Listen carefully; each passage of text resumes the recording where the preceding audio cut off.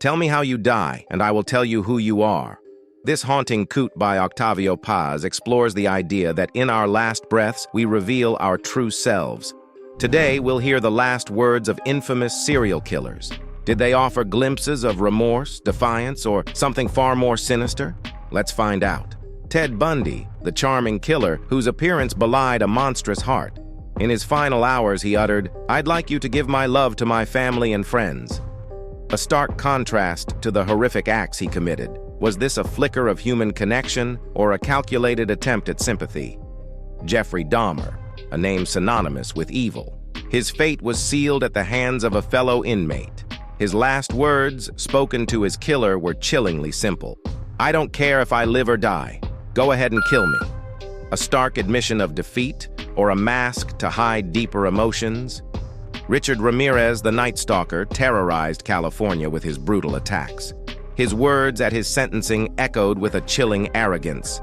"You don't understand me. You are not expected to. You are not capable. I am beyond your experience. I am beyond good and evil. I will be avenged." A chilling proclamation from a man who believed himself above the law. John Wayne Gacy, infamous for his alter ego Pogo the Clown, Gacy's final words were, "Kiss my ass." Defiant and unrepentant to the end, his statement reflected his lack of remorse for the 33 young men he murdered. Aileen Wuornos gained notoriety as one of America's first female serial killers, murdering 7 men between 1989 and 1990, portrayed by Charlize Theron in the film Monster. Her final words were, "I'd just like to say I'm sailing with the Rock, and I'll be back like Independence Day with Jesus, June 6th. Like the movie, big mothership and all. I'll be back."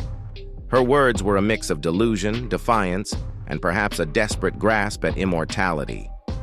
Donald Henry Gaskins stabbed, shot, drowned, and poisoned more than a dozen people. Gaskins was executed on September 6, 1991, in the electric chair, hours after he tried to kill himself by slitting his wrists. His last words were, "I'll let my lawyers talk for me. I'm ready to go." Dr. Henry Howard Holmes, or H.H. Holmes, was an American con artist and serial killer active between 1891 and 1894. Holmes was sentenced to death by hanging. When being walked to the gallows, Holmes remained calm and quiet. His actual last words were, "Yes, goodbye."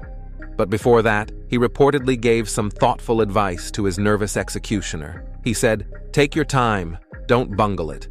George Engel was a labor union activist and one of the 4 responsible for the 1886 Haymarket bombing in Chicago.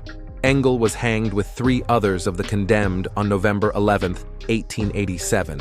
His last words were, "Hurrah for anarchy. This is the happiest moment of my life."